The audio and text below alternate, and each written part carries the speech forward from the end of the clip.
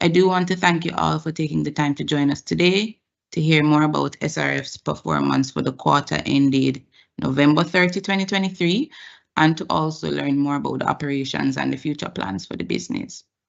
Before we begin, I do want to remind everyone that the discussion that we're going to have today, it may contain some forward-looking statements, and these could cause actual results to differ from our expectations.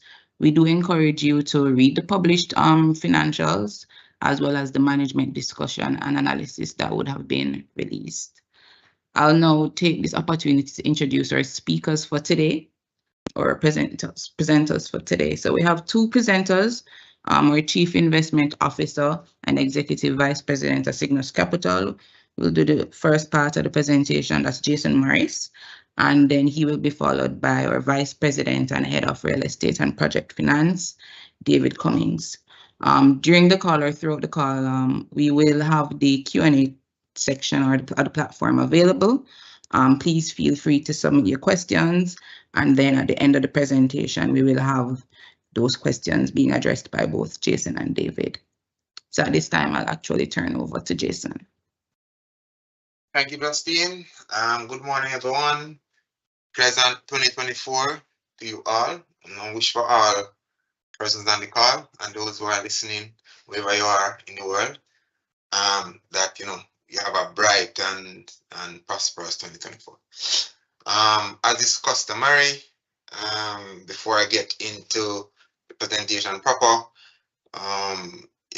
the earnings call is a short form presentation. Therefore, we encourage you to really go to the Jamaica Stock Exchange website or the Sygnus Real Estate Sygnus website to get the full management discussion and analysis, as well as the full financial statements, and for you to also read those in conjunction with the last audited financials, which has an entire section with notes to the financial statements in substantive form.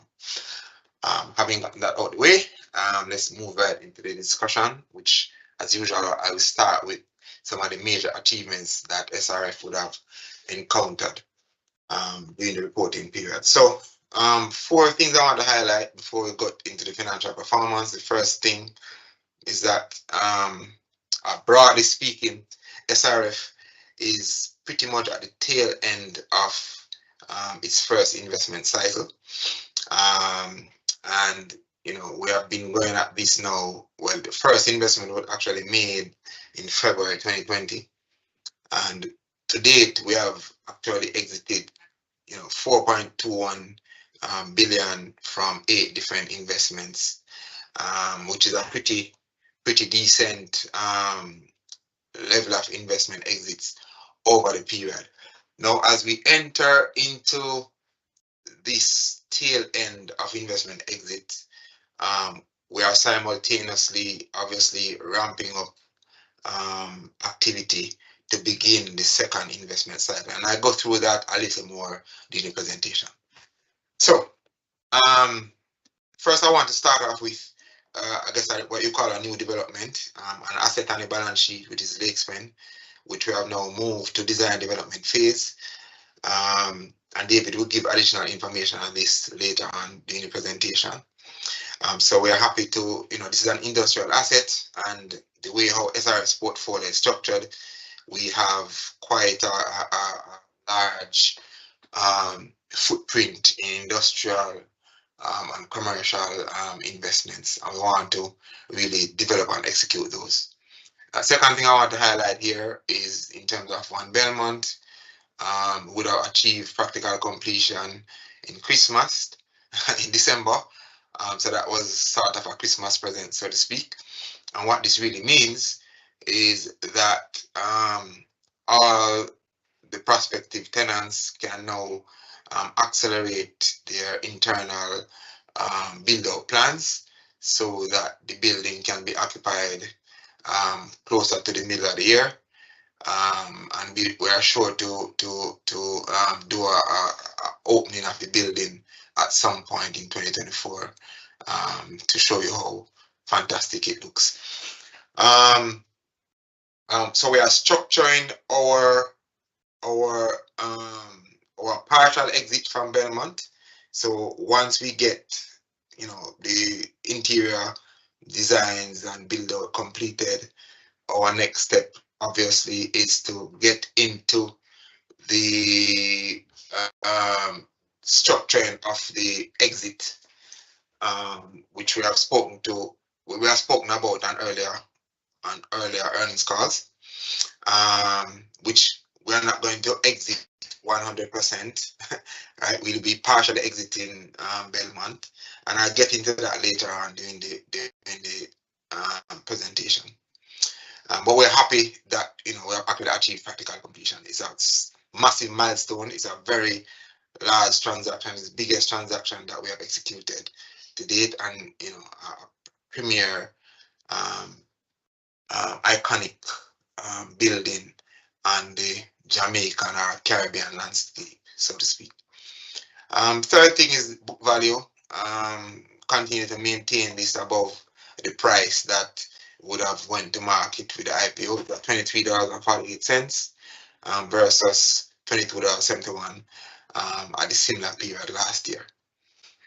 And finally, on the investment life cycle, I want to go back to that. Could you flip back, please? So as I was mentioning earlier, we have exited 4.21 billion in total to date, and during the quarter we would have received 388.7 million from one transaction in the first quarter, which I think we would have mentioned this when we did the audited financial statements, because that time we would have received the money already. So those are the major things that we have done with respect to the financial quarter so far. You can flip to the next slide, please.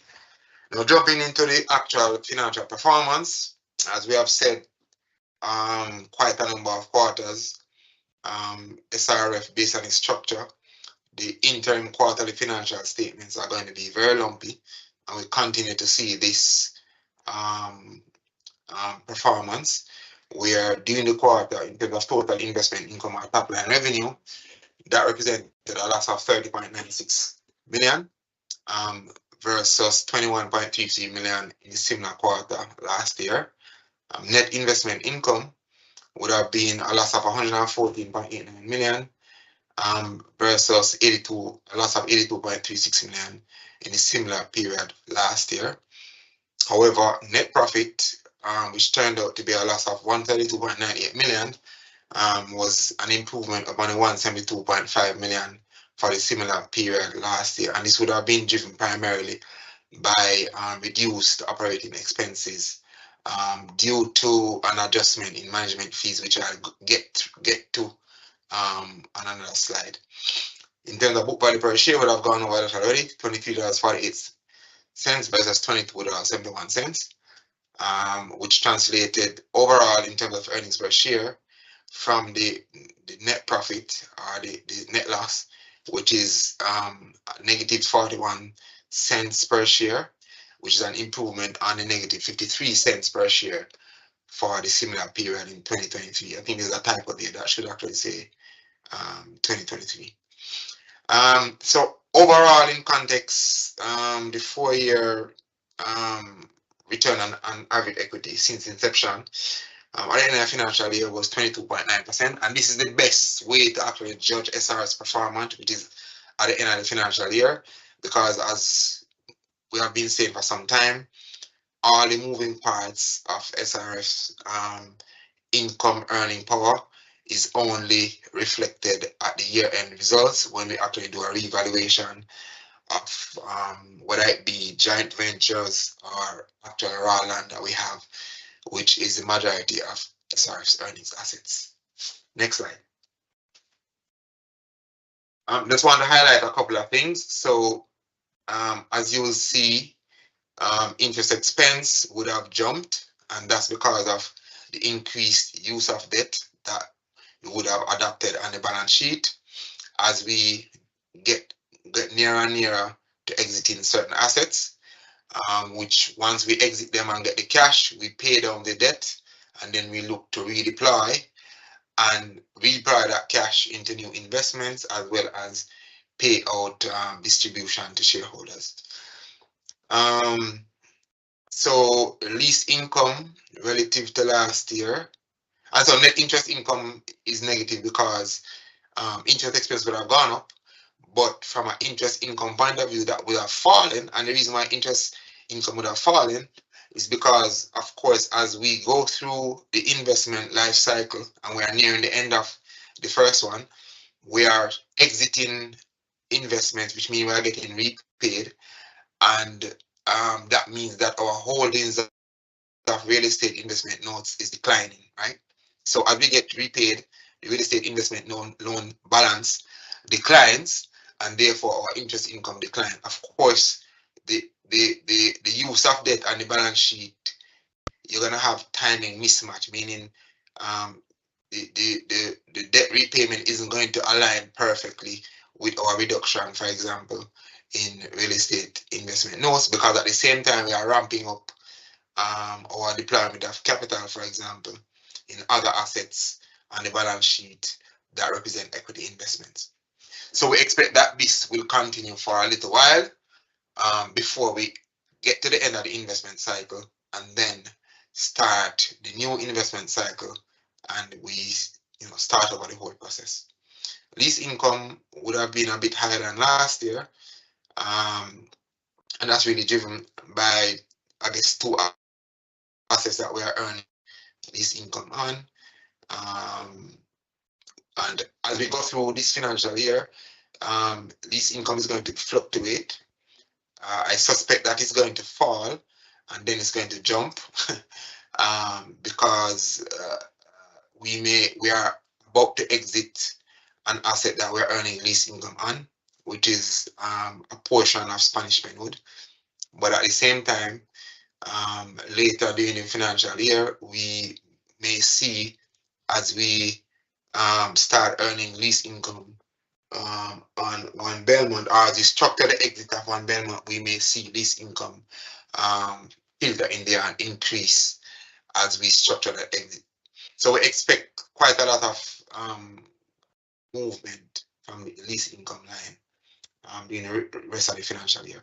Share of gain on joint ventures, this figure doesn't really move until the end of the financial year when you do a re-evaluation or re-evaluation of the asset on the balance sheet. Of course, in the case of One Belmont, which is the big JV that we are carrying, if we structure the investment before the end of the financial year, then the figure that we are looking at here is likely to change materially, which it normally does at the end of each financial year.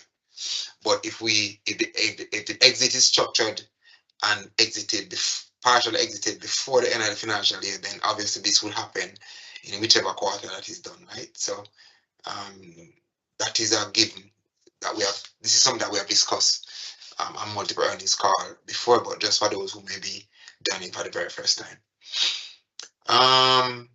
And so I want to also highlight total operating expenses, which would have been lower than the previous year, and the reason why that is because that as we go through the back end of the first investment life cycle, heading into the first part of the second life cycle, we have actually temporarily reduced the management fees to 1%, effective from September 1, 2023 through to the end of the current financial year, which is August 31st, 2024.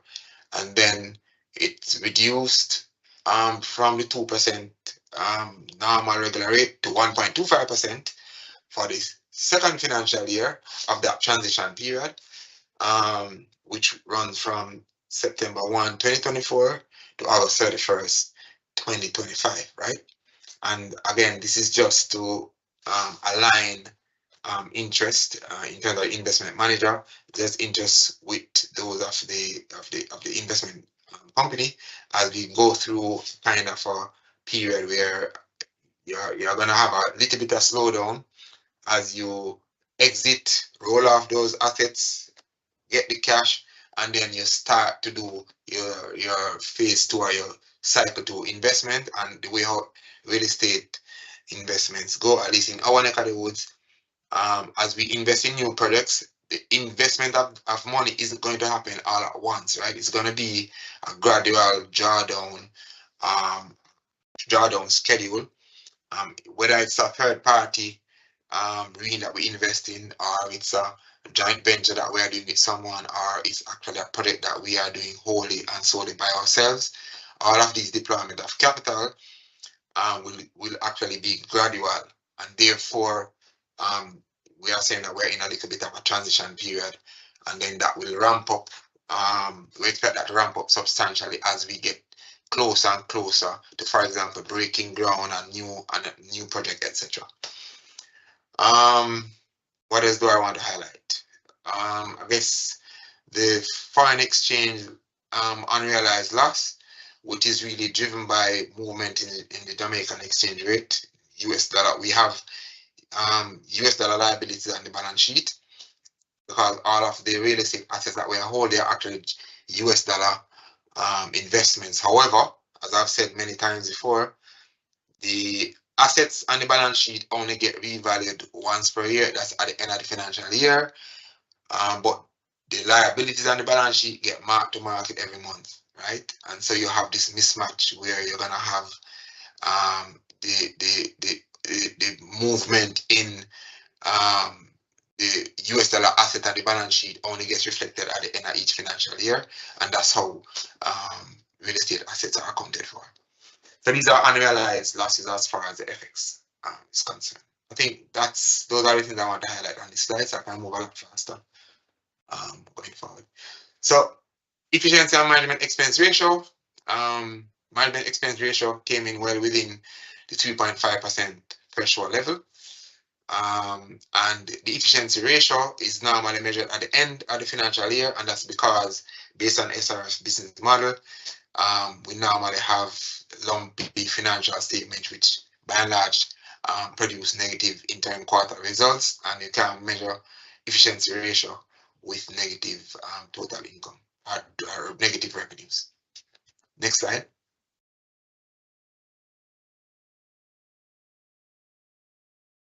In terms of investment activity,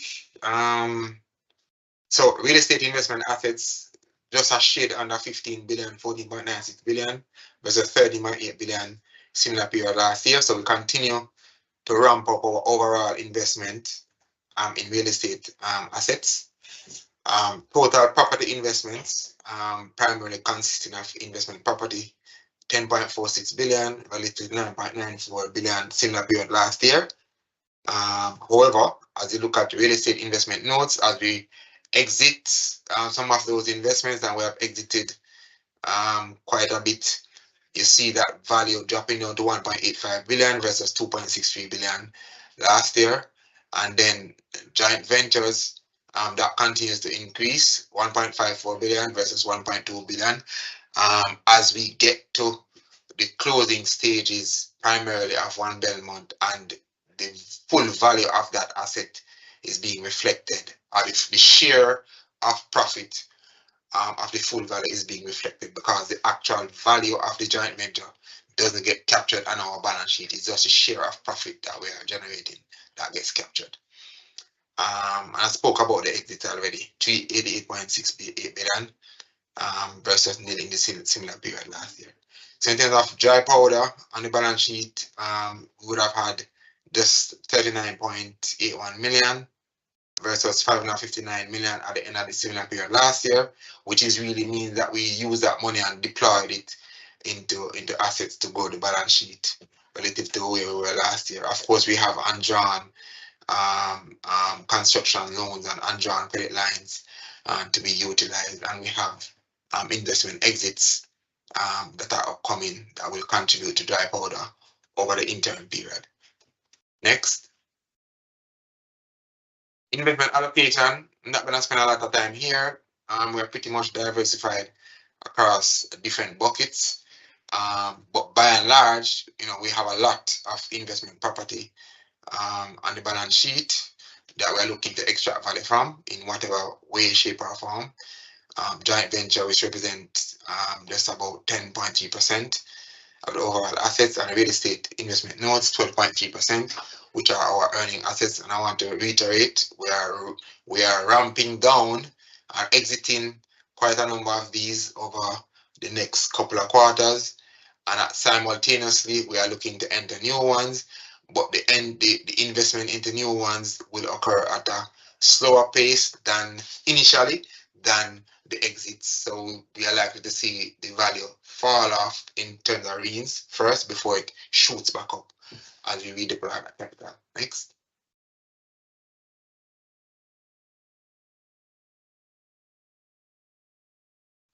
And this sheet, I'm not going to really go through this sheet. It's just basically showing you the summary of the assets that we have on the balance sheet. And as we go through the next several quarters, you're likely to see these holdings change, as I said before, as we exit investments of various forms, and as we also, start ramping up putting new assets on the balance sheet. So I will now turn over to David to give a little more detail on some of the major strategic assets that we have on the balance sheet. David. Thank you, Jason, and good morning, everyone. Happy New Year to each and every one of you. Let me start with Spanish Penwood. As you can see on screen, we are currently at 100% completion. The tenant has actually moved in and is settling in. So as you can see at the bottom of the screen, we are in the exit phase of this particular project here now. And hopefully those of you who would have had a chance to drive on Spanison Road can look across and see this this project itself in its current form. Next slide, please. 1 Belmont. We successfully achieved practical completion on the 15th of December 2023, the major milestone with respect to construction. Hopefully, again, once those of you who've had a chance to drive on Belmont Road or in the immediate vicinity have had a chance to look across and see what Jason described as a welcome addition to the New Kingston skyline.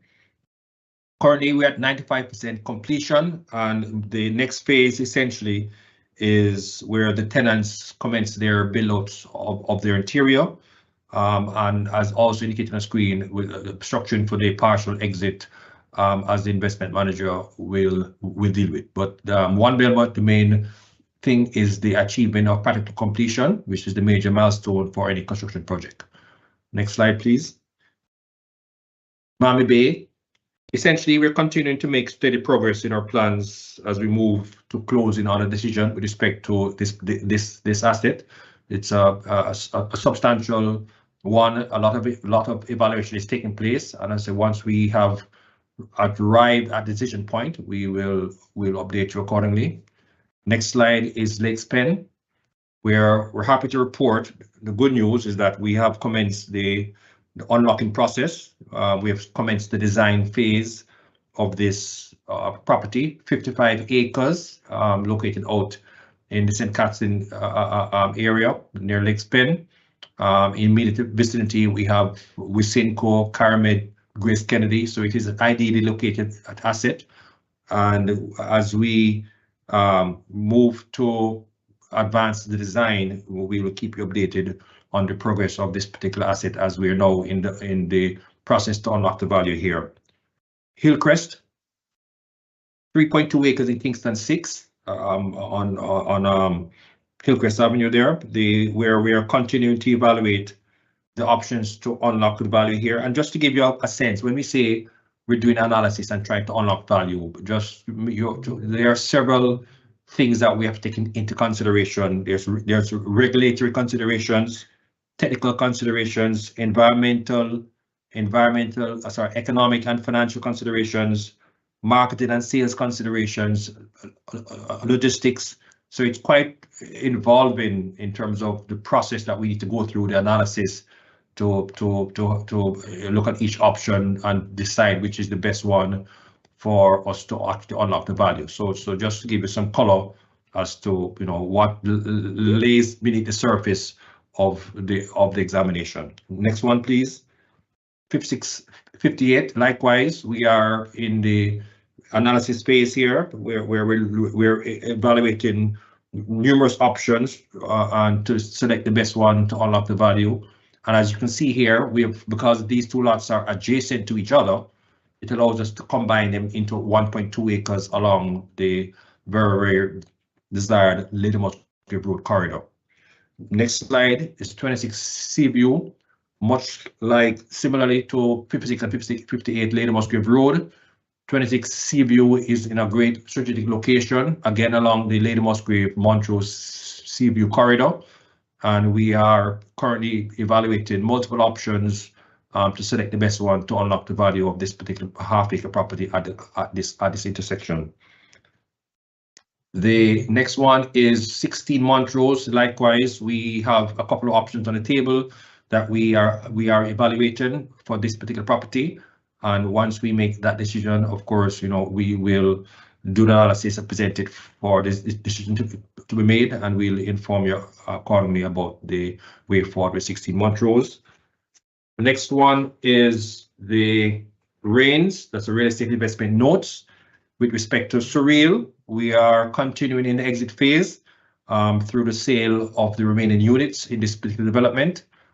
And the last one being the next is Ocean's Edge in Discovery Bay, where at the moment, this particular project has been in the public domain. And the agreement we have with the real estate board is that we will refrain from any public statements with respect to this project for the time being. So that brings us to the end of the update on the projects. So thank you very much. Let me hand back to Jason, who will continue with the strategic update. Thanks, David. So I want to go through, I guess, two big items. So I guess the first one, went through this one already. So this is just showing you in graphical format what I would have mentioned earlier in terms of the fact that as we transition from one investment cycle to the next, and obviously the investment manager believes very strongly in what we are doing. So we are basically during this transition period, given the slowdown that's likely to happen initially as we get to finally. So for example, One Belmont on the balance sheet right now, it's a big project, right? Once we exit that and get back that cash, that cash can't go back into a One Belmont size investment all at once, right? It's gonna take a good while to redeploy all of that cash, because even if you find and we actually have I think we're actually evaluating 8 joint ventures with, I don't even know what the number is, some ridiculous number in terms of billions of dollars pipeline projects in terms of under evaluation, and that's just JVs alone. About more than 8 billion in real estate investment notes.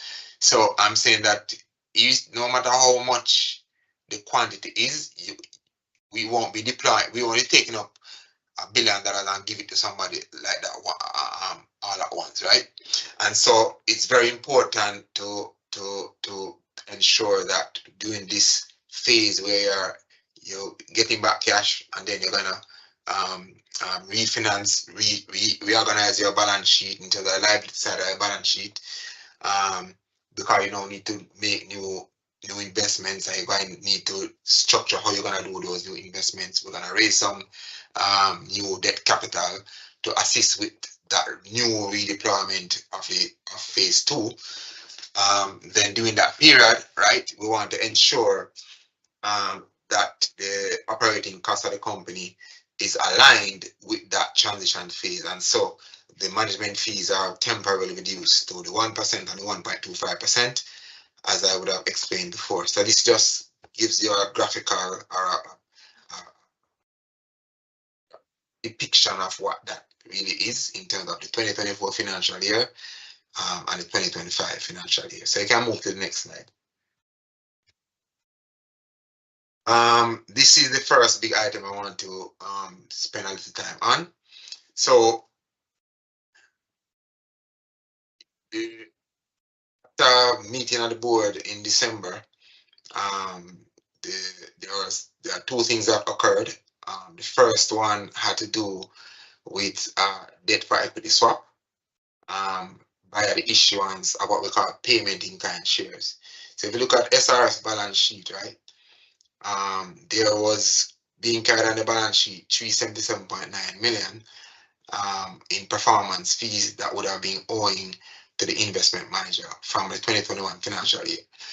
This performance fee, of course, would have been triggered or generated by the fact that the investment manager would have gone out and negotiated some ridiculous transactions, ridiculous in terms of positive for shareholders, of course, where it would have acquired, negotiated and structured, and therefore was able to acquire assets substantially below their market value, which would have triggered substantial earnings for SRF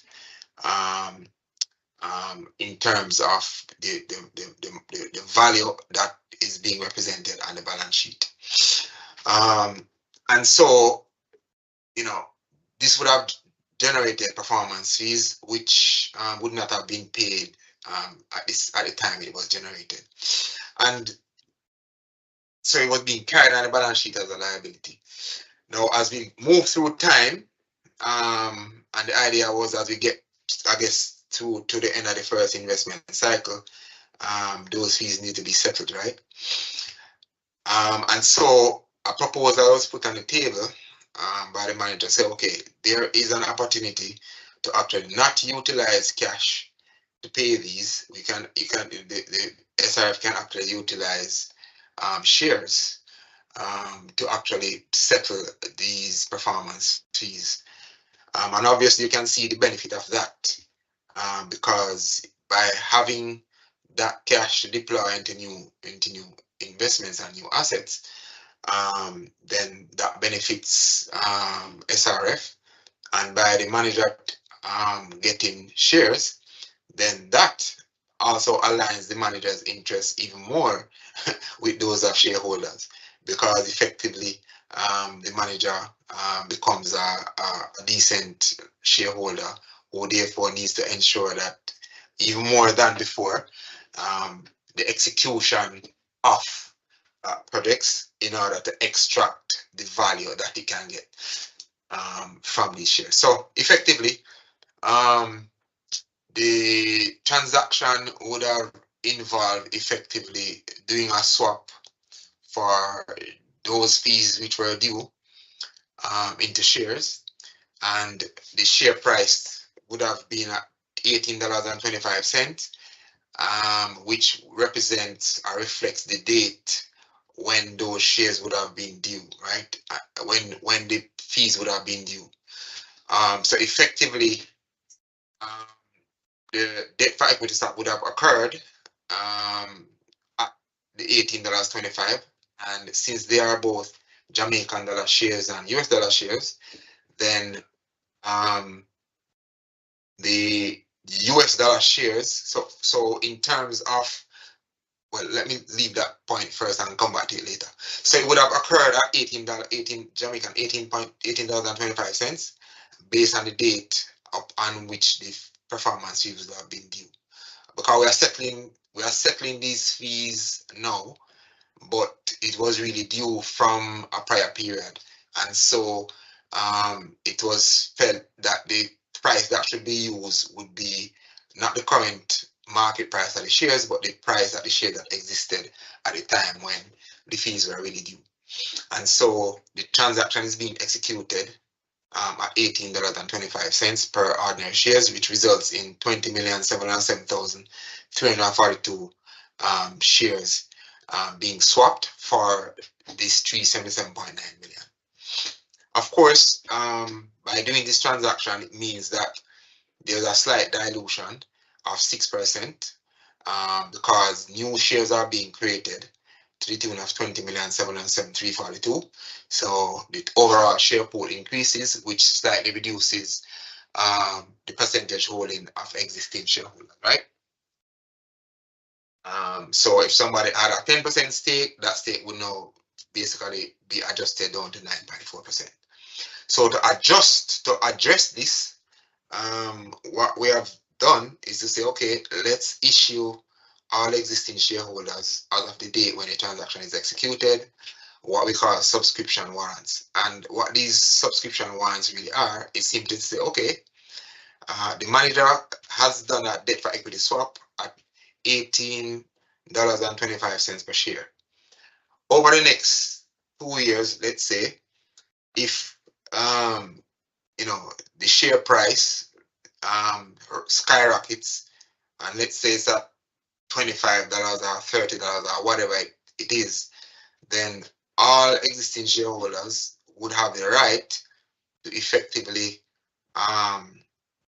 buy 20 in aggregate the same number of shares as issued to the manager, which is 20,707,342 at the same price that the debt for equity conversion would have taken place, right?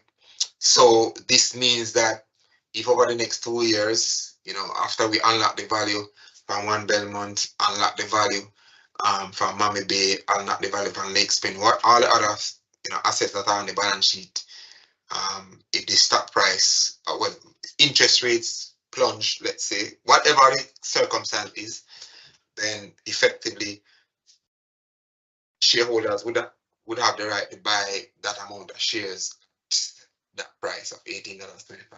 And since there are J-dollar shareholders and US dollar shareholders, it means that we also have to give the US dollar shareholders the similar opportunity. So the conversion rate based on exchange rate, that would be US 12 cents per share per ordinary stock unit, which gives you the equivalent to the $18.25.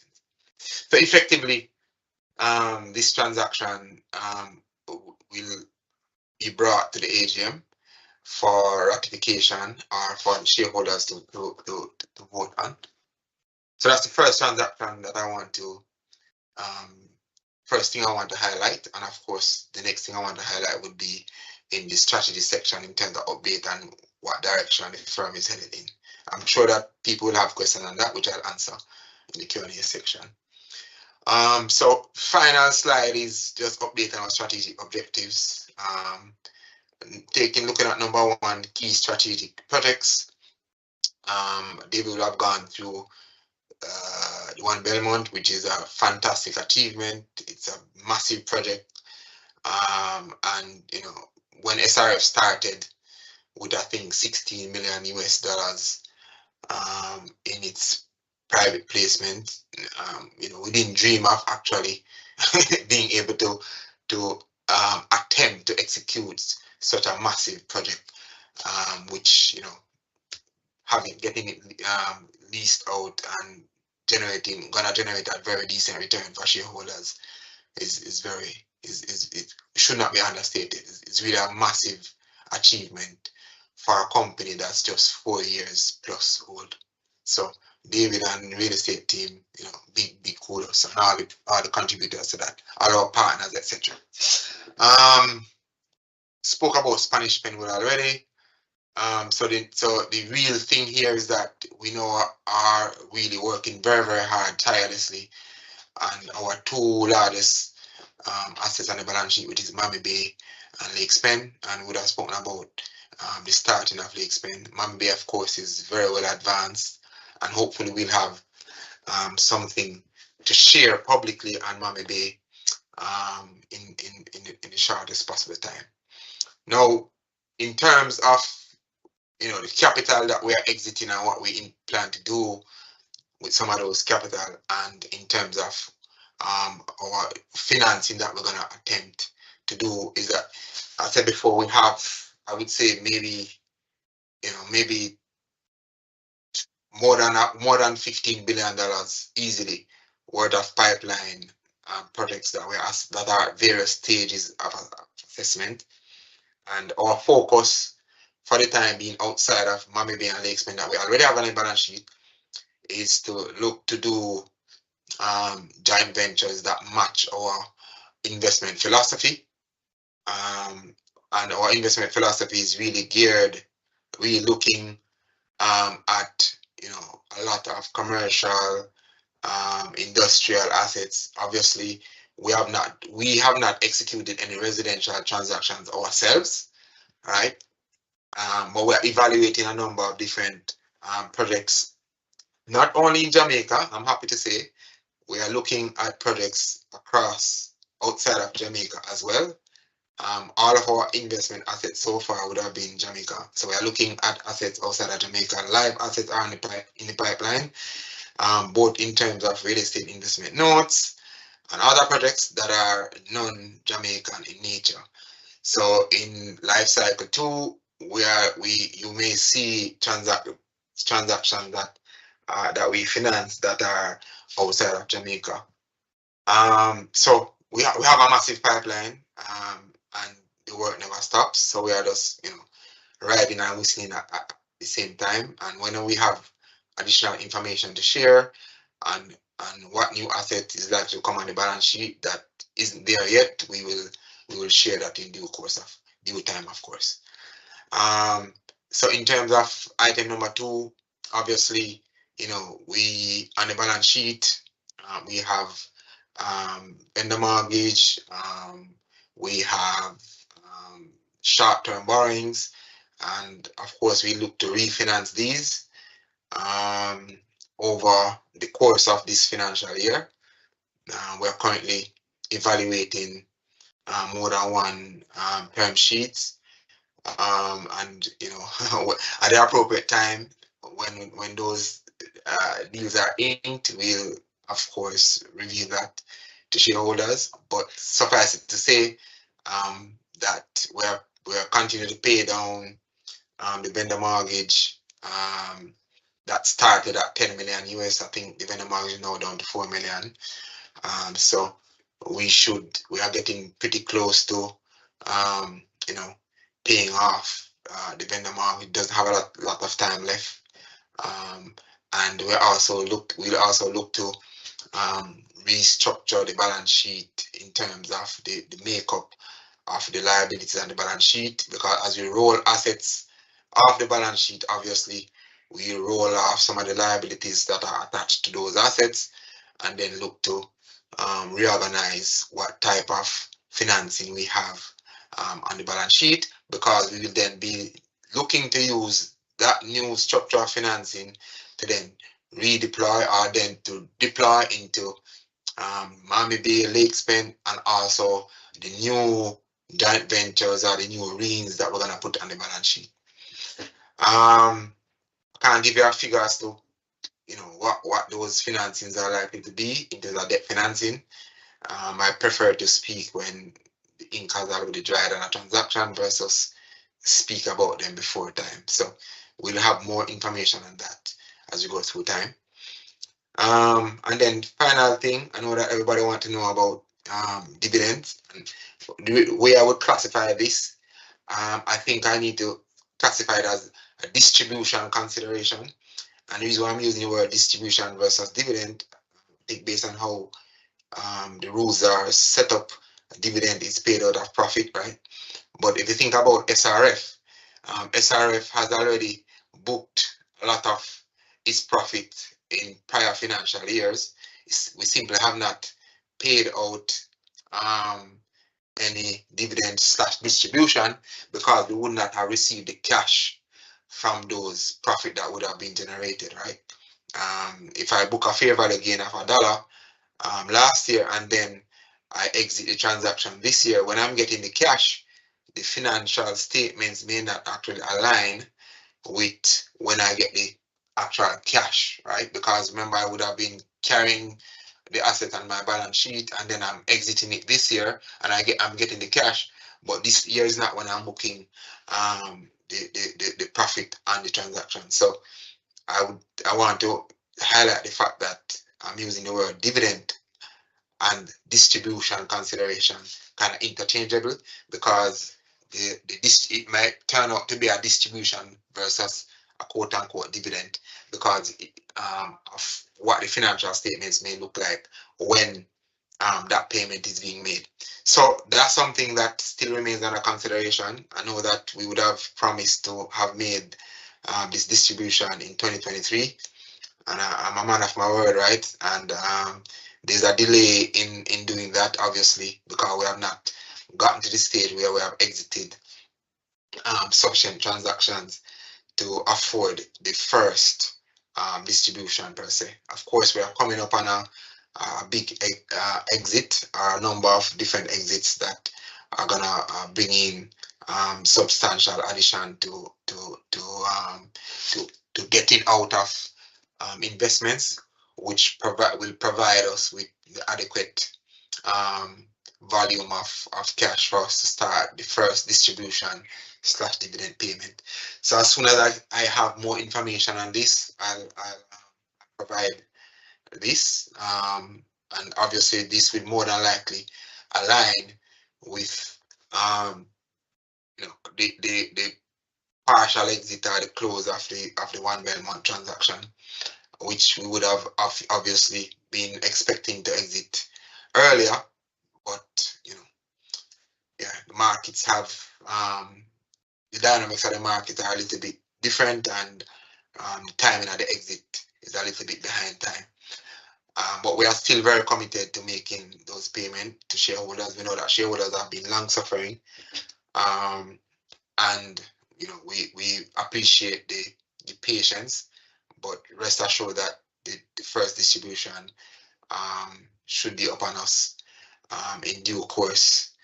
I don't want to give a date again and then miss it, so I'll keep that close to my chest, and once we're ready to do it, I'll just announce. We obviously go to the board, get the approval, and then the announcement will be made. So that's how I want to wrap up the actual presentations, and really thank shareholders for their patience and those who believe in the vision and the investment philosophy and strategy of Sygnus Real Estate Finance. We have some very nice assets.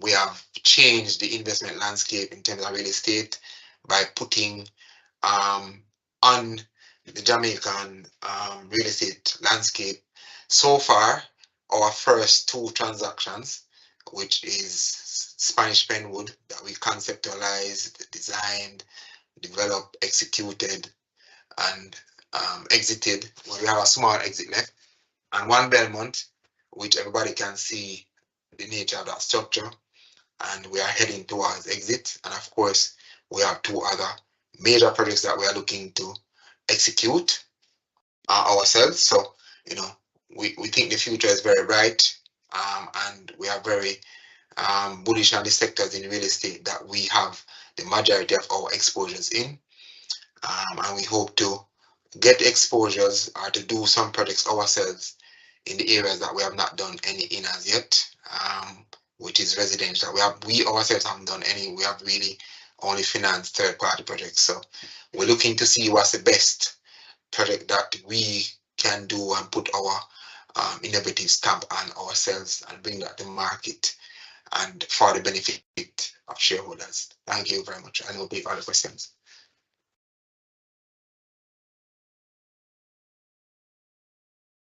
Thank you so much, Jason and David, for the presentation and providing us with those insights into the performance and the plans for SRF. So at this time, we'll move into the questions. We did get a few submitted on the platform, so we will try to go through all of them. So the first question, it's quite long, so I see there is a request in the question to read it in full. I will read it in full, however, I may have to break it into sections. Just read it in parts. Read it in parts, and where I think is the question, I'll stop and start answering them. Yeah. Right. So it says the PIK conversion would result in Sygnus Capital becoming the second largest shareholder on conversion. I see that there's also been a reduction in the management fees as well for 2 years. One, is it that SRF would consider these conversion strategies to reduce cash expenses? That's the first question. Let's take that. So good observation, David. I wouldn't say to reduce cash expenses, but obviously cash is precious and cash is king. And so I guess from we're in the hat as the investment manager, we are pretty bullish on SRF. Obviously, which is why we don't mind taking the shares, right? Even though the conversion is happening at a substantial premium to the existing share price. But yeah, we are pretty comfortable with that. We are comfortable in the long-term strategy of the firm. But to answer your question about reduce cash expenses, clearly, given the type of pipeline that SRF has and where it is in its investment life cycle, it actually makes sense for the company to, I guess, conserve its cash and use that to redeploy into assets. And given, that the investment manager, yes, you could say that they will be even more aligned with execution and ensuring that we extract all the value that exists in the assets on the balance sheet. Then from an investment manager perspective, that's also fine. So I hope I've answered the question that you asked. If not, you can reframe it in a follow-up question. So you can continue with the question, Dusty. Okay, so the second question says, would the warrants be available only to existing shareholders before the conversion? And how would shareholders have access to purchase these warrants or that of other shareholders? Good question again. So I guess the warrants will be available to all those who own the shares at the time when the conversion is effected. So I guess there's going to be, similar to how you have an ex-dividend date, it's going to be some kind of quote-unquote date that all shareholders as of that date, the warrants are available to you. And then I assume that if you sell your shares, then I mean, so if you get it, what you're asking is that, okay, if I have the shares, if I am one of those shareholders who, as of the date when the warrants become available, I own those warrants, and then I sell my shares and somebody else buy those shares, will the rights of the warrants transfer to them? And I guess the answer to that would be yes. Okay, all right. So the third part of the question, is it that Sygnus Capital would reduce its management fees on the slower phase of any new investment phase or cycle? So that's a good question, right? And the answer to that is not necessarily. I guess in this particular phase, David, if you think about what has happened, right? SRF started investing right at the start of COVID, yeah. Which in a sense, COVID would have kind of disrupted the flow of, when we would have kind of the timing of exiting of investments, etc., right? So I guess we have kind of a material adverse conditions for real estate market doing pretty much 2.5, 3 years out of the 4 years of SRF's investment life cycle so far. And so the unfolding of this first exit phase kind of, you have lots of delays in execution timelines. You have driven primarily by availability of many important raw materials and logistics, supply chain issues. You want transformer to buy, take 2 years when you order it from JPS. All those things. No one's foresaw is coming, and so based on how we are winding down to the first exit, how it's unfolding, and then the start of the new cycle, we felt it that it was necessary to make this adjustment in this case. We have to evaluate on a case by case for the other investment cycles, because the nature of the next investment cycle could very well be that we have 3 one Belmont type buildings that are being exited, but we would have started earlier some other big asset, right? So if we have a situation where the overlap is there is no kind of off period to then go into an on period, it's smoother, meaning the timing of the rolling off of investment and rolling on of investments is much smoother. Then there would be a need to reduce management fees in that case. So it depends, right? It's a case by case basis, but you know, we believe very, very strongly in our investment philosophy and how we execute for SRF, and just in terms of global best practice, you would see in many instances global alternative investment managers and doing this type of thing, because obviously they believe in the long term value of what they are doing. So it's not a problem to temporarily reduce management fees to assist in the transition period, which obviously just aligns the interests of everyone concerned. Can I continue, Dustin? Thanks, Jason. Okay, so the next question is in relation to One Belmont. Are the leases at One Belmont triple net leases, and what are the margins? Yes. And what are the margins? And what are the margins from lease income for this property? Not sure what is meant by what are the margins for lease income. If you mean what is the rate as a percentage of the value of the property. So when we are exiting the property, we are gonna obviously exit at a rate that based on the quality of the building and the quality of the tenants in the building, which when those are revealed, people will understand why we think that One Belmont is a very, very, very unique,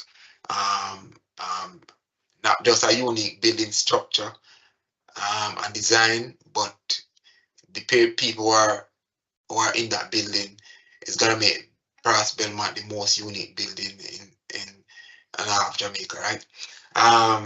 So I don't want to give away too much. It's fair to say that we are gonna extract the maximum margin that is available based on the tenants that are in the building from those who are exiting the asset too. Of course, SRF is gonna hold on to a piece of it for itself, right? Which makes sense, because if I hold on to a piece of it and sell it and exit it 2-3 years hence, I'm sure that the value that I get for it then will be substantially higher than what I'll get for what I'm exiting now. Given where interest rates are at the moment and where they are likely to be down the road. So I'm not sure what you mean by the margins, right? But they are triple net leases, and I don't want to answer that question directly. Safe to say that they are at market rate, and in some instances, the leases are going to be premium because Belmont is a premium building. So that's obviously we're not gonna give away the value in terms of the lease rates. That's as best as I can answer it, right? Without telling you revealing the confidential information in terms of what price we are leasing the various roads at, because obviously I'm not going to do that. But suffice to say, it is at very competitive rates, and in some instances the rate may be premium, because at the end of the day, it's a brand new building, it's a premium building, right? You can't get around that. It has fantastic parking, a massive number of parking spaces relative to any building, any commercial building anywhere in Kingston. For the location, the number of parking spaces that we have, it's massive. Nobody at Bill Belmont is gonna complain about not having adequate parking. That much I can assure you of. And the amenities and facilities, the touchless elevators, the touchless door. Yeah. So that's all I can say, Richard. If I haven't answered the question as asked, just ask a follow-up, because we're gonna take as many questions as you guys have. Continue, Justin. All right, so a few more Belmont questions. I'll try to just bundle them. How many floors does SRF plan to exit in the partial exit that they'll be doing, and what is the target cap rate? Let me stop you and answer that. I won't answer that for obvious reasons, right? That's like a commercial decision that we make based on the lay of the land. Because suppose the people who we are inviting to participate in Belmont don't want to pay the price that we want. Suppose they're undervaluing substance. Suppose we think that they're undervaluing the building massively. Then obviously we're not going to exit as many floors as we would like. But then suppose, you know, the demand for it is so tremendous based on the substantive quality of the blue chip clients in the building, we are getting substantially above what we would expect. Then obviously we'll exit more than what we perhaps have in our mind, right? So it depends. Can't really answer that question up front like that from now. It's not a straightforward answer. Next part of the question. All right, so the questions are similar. So that's it for the Belmont question. So I'll move to Spanish Penwood question. Spanish Penwood was held as an asset for sale at 1.13 billion in August 2023, which was unchanged in Q1. Was most of the 83% exit done in subsequent Q2 2024? So good question. So the way our Spanish Penwood work, we got actually half that money some time ago, and so the remaining half is what we are exiting. So we would have exited 388 million during the just concluded quarter, and the remaining amount is what we have left to exit, which will be this, I guess, the 17% or so. Thanks, Jason.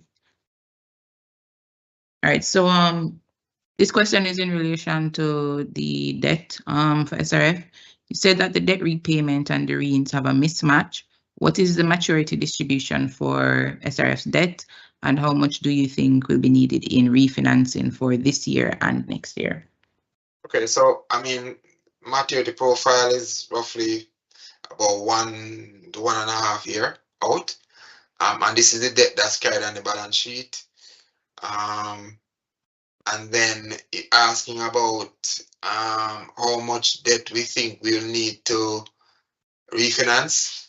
So I don't want to give a specific figure here, but we are looking at we're looking at a decent number, right? By and large, we probably are going to just refi the entire debt on the balance sheet, right? That's one idea that we're playing around with. In terms of the, you know, have a longer tenor, better rates, etc. Right? Because remember, SRF would have borrowed money when it was, you know, it had no track record.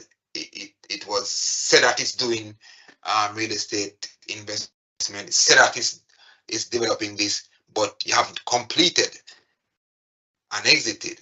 So, you know, once we complete an exit, right, which we are in the phase of doing, then that's a different conversation when we're talking about you know, refine and you know, how we can borrow. Obviously rates are a bit high at the moment, but in my mind, I think we're going into a phase where rates are pretty stable.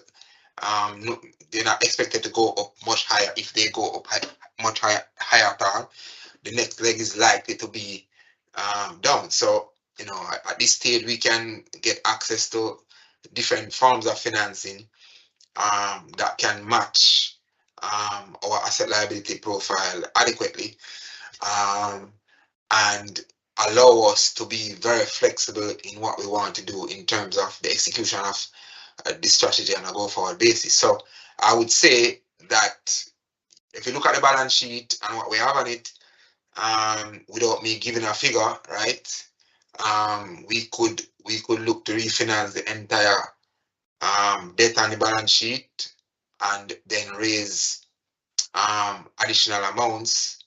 I already spoke and said that we have about $8 billion worth of REINs that we're looking at, and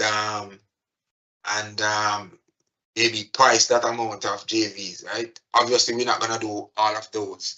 We're gonna pick from the best.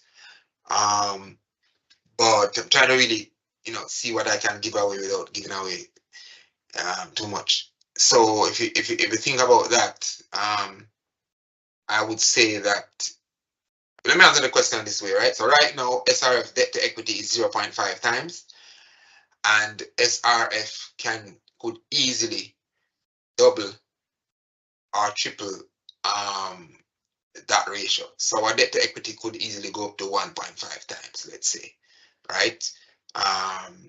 Because our actual limit that we have for SRF in terms of leverage is about 2 times debt to equity. I don't think we're gonna get there anytime soon, but certainly we could easily get to 1 times or 1.25 times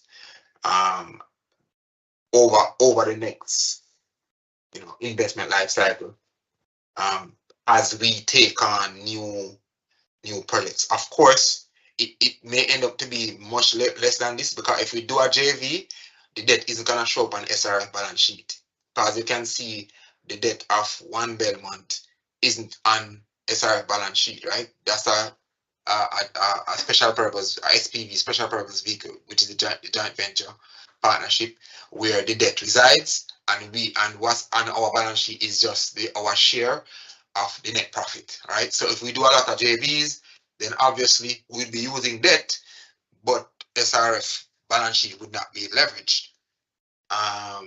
So the leverage will mainly revolve around transactions that we are doing outside of a JV, which are going to be focused on the REINs, and transactions that we are doing on assets that are directly on our balance sheet that are not JV, which would be Miami Bay and Lake Spain. And I'm saying that, when you think about it, our debt to equity could easily double or triple, which would not be outside of our operating parameters, because so far we have been operating with extremely low leverage. All of the Sygnus companies on the platform operate with extremely low leverage, and by design, that ensures that no matter the economic situation or economic environment that we are in, we can easily navigate those environments, because we don't have a lot of leverage on the balance sheet that can blow up our balance sheet. And SRF is no different. As you can see, 0.5 times leverage for a real estate investment company is ridiculously low. So I hope I've answered the question. Thank you, Jason. All right, so we have more questions. So this one is in relation to the subscription warrants. Can you remind what the expiration timeline is for the warrant, and what would have been the trigger for SRF to pay this performance fee to the manager in 2021? Right, so let me go over that again. So the warrant, I think, is for 2 years. If memory serves me right, so there's a resolution that all existing shareholders, as of the date of the end of the financial year, would have received in the AGM package, and our AGM is being held in March. So the subscription warrants, I think, last for 2 years, and what would have triggered the performance fees would have been in 2021 financial year, SRF would have generated, I think, I don't remember the number, something like 1.8 billion or 1.68 billion in net profit, which would have been primarily driven by substantial fair value gains on the acquisition of a subsidiary that has real estate in it, where when we bought the real estate, I think we bought it for like $6 million, and it's valued at 12 million. It was some tremendous negotiation that occurred based on the use of those assets. And then, of course, we would have bought 28 acres of Miami Bay and sold half of it, which meant that the value of the remaining half that we have would have also gone up. And we would have negotiated and bought, I think, the Spanish Penwood lands. So there are quite a number of different transactions that would have negotiated when we started to acquire assets on the balance sheet, and of course all of that value accrued to investors and shareholders, which is why the book value per share would have moved from, I don't remember, I started at like $14 or something like that, and it's now at $23, right? So that is what would have accounted for the performance fee. Of course, the performance fee would not have been paid immediately, because I guess, okay, you structure these transactions and acquire them, then basically, are we able to extract the value from them, right? So as we get to the end of the first investment cycle, then the fee needs to be settled, and so given where SRF is in its investment life cycle, the number of transactions that it is evaluating to deploy cash into, then the proposal was made by the manager to say there's an option where you can choose to settle these performance fees in shares, as well, if you so desire, or cash. And that's what triggered the debt for equity swap, and obviously what would then to make shareholders get some kind of benefit, because effectively SRF 377 million is being converted into equity. Then if the share price accelerates above 1825, obviously the warrants only become valuable if the stock price jumps above 1825, right? Shareholders are not going to exercise the warrant if the price isn't above that. So we said that, okay, how can we give shareholders some kind of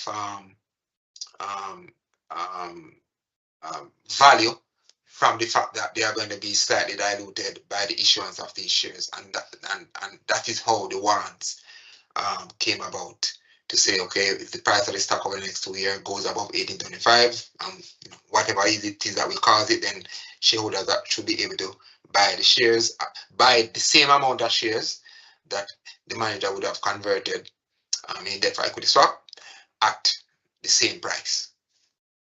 I hope I've not confused everyone and I've answered it very clear. And if not, please, reframe and ask follow-up. Thank you, Jason. All right, so this question.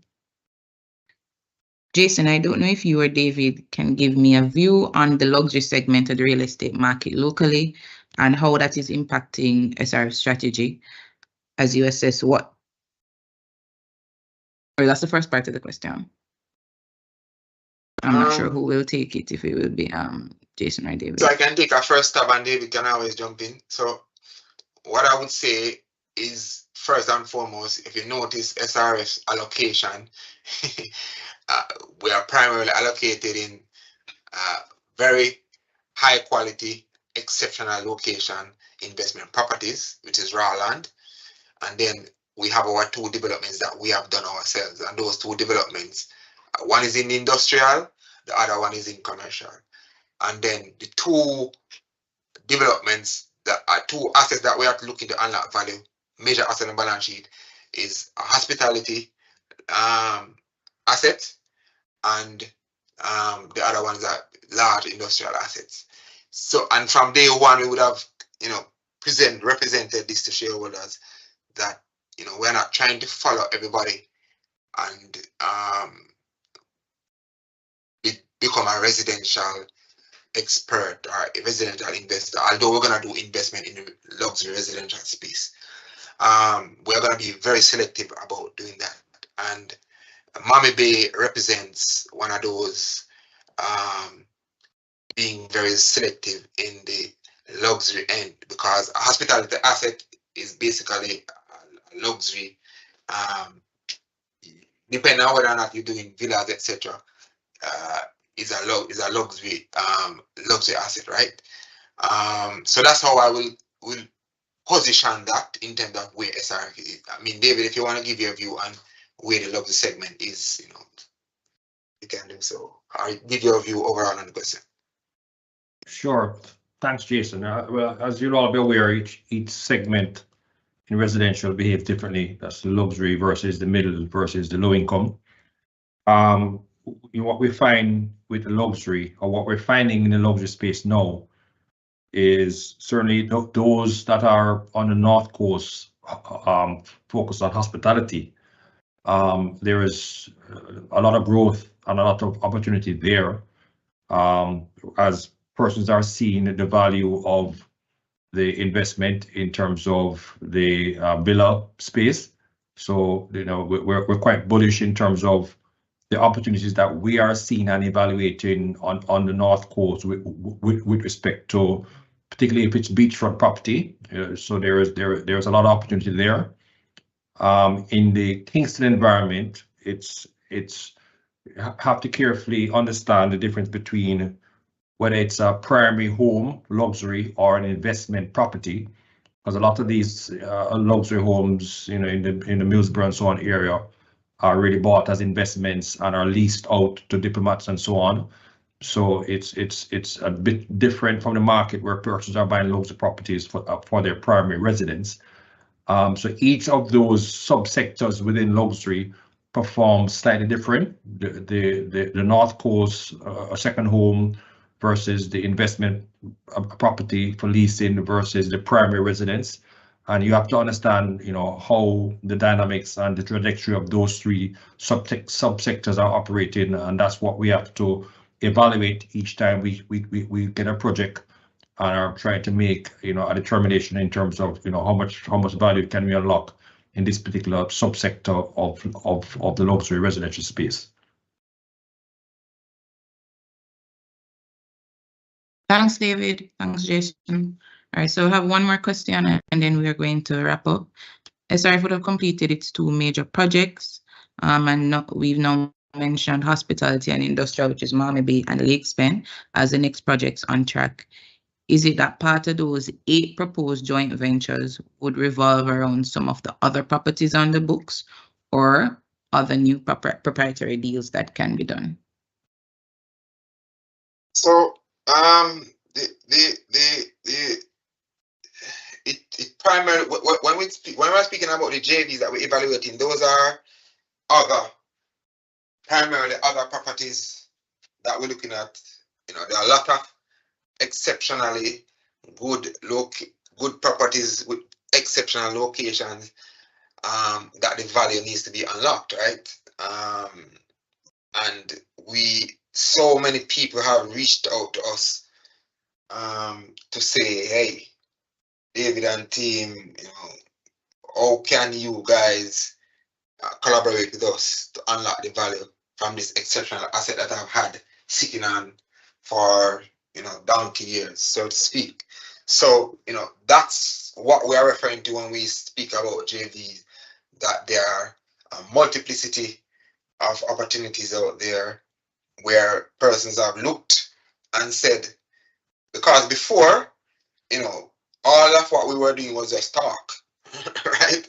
I mean, we spoke and people believe us and they give us money and we got invest, but we hadn't proven anything.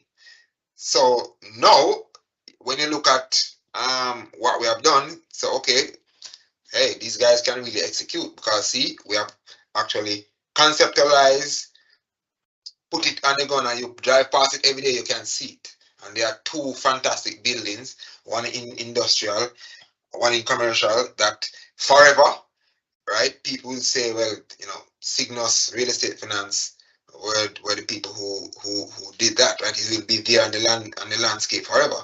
So now people are saying, hey, you seem like you're good at that you can execute project, because they are seeing the finished article, and so obviously they want to partner with us, and our primary means of partnering with them is obviously utilizing a JV structure or a similar type structure, so that we can use our time to unlock the value without having the asset burdening the balance sheet of SRF.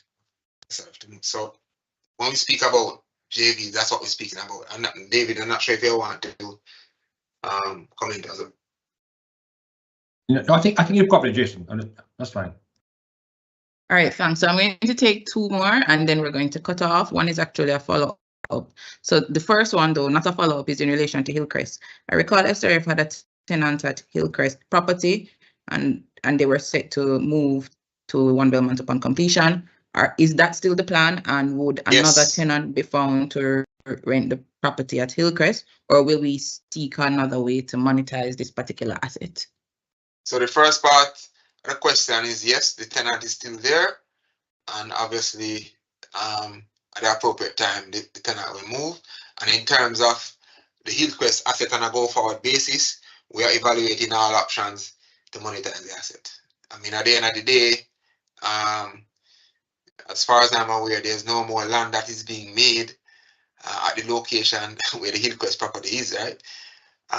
So obviously we look to see what is the best way to monetize that asset based on all the regulations that exist with what you can do with the property. So we're still in the evaluation phase, as David would have mentioned when he went through Hillcrest, and obviously all that will unfold simultaneously as the One Belmont is getting up to speed for the client to transition. Okay, and the last question is in relation to One Belmont. So this question is actually a follow-up to clarify the margins question, Jason. By margin, I'm referring to net expected expenses to expected revenue directly from the property. So I believe you would have answered it then based on that. So yeah, because it's a triple net lease, right? So yeah, it's a triple net lease. So the only thing is, what is the lease rate? Obviously, you have what is the lease rate that that we collect, that we expect to collect, and I can't answer that question without telling you what we're leasing each floor for, because obviously those are confidential discussions at the moment. Of course, when we are able to provide any information on that, we will do so. But yeah, as I said before, it's a premium building, so and it has premium clients. So I think the question there is, obviously we're holding a piece ourselves, but those who are going to participate, those who are exiting a portion of Belmont too, obviously the question really there is, what value are they gonna want to pay in terms of for their participation in One Belmont? That's the real question at the end of the day, right? So which is what will affect what the value. So that share of profit in joint ventures, that figure goes up if we are able to extract an exceptional value from the exit. It goes down if we are unable to do so. So that's the key, right? Because at the end of the day, that's what's going to be reflected on the income statement. Outside of the lease income, of course, which is a triple net lease, so it's just a lease income. All right, so that brings us to the end of our question and answer segment and the end of our earnings call. I want to take the time to thank everyone who would have joined the session today. Thank you for participating, and we do encourage you to visit our website and the Jamaica Stock Exchange website to view the financial statements that would have been released, as well as the management discussion and analysis to support the responses that we would have provided today. If it is that we didn't get a chance to answer your question, I believe we went through all the questions. Feel free to send us an email, srf@sygnusgroup.com, and we will be sure to respond to you via email. Again, thank you for joining us, and we look forward to speaking to you again at the next earnings call.